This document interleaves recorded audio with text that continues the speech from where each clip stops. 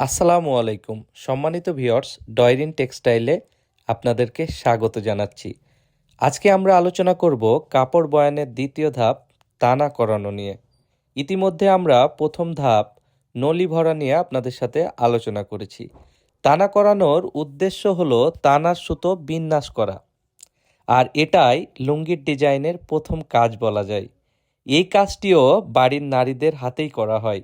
তানার দৈর্ঘ্যে যতটা হবে সেই পরিমাণ দৈর্ঘ্যে চিকন চিকন লাঠি পোতা হয় মাটিতে। দুই প্রান্তে থাকে বাঁশের অসংখ্য খুঁটি। তানাকরণেরা ফ্রেমটি নিয়ে এপাশ ও ওপাশে আসা যাওয়া করে সেই লাঠিগুলোতে সুতো সাজিয়ে দেন। তানাকরানিরা প্রথমে ডিজাইন বুঝে নেন, সেই অনুসারে কাটিংগুলোতে সাজান। ফ্রেম নিয়ে একবার ঘুরে আসাকে বলা হয় এক ঘন্না। তাঁত রিলেটেড ভিডিও পেতে অবশ্যই আমাদের চ্যানেলটি সাবস্ক্রাইব করুন। ভালো থাকুন, আল্লাহ আপনাদের ভালো রাখুক। আসসালামু আলাইকুম।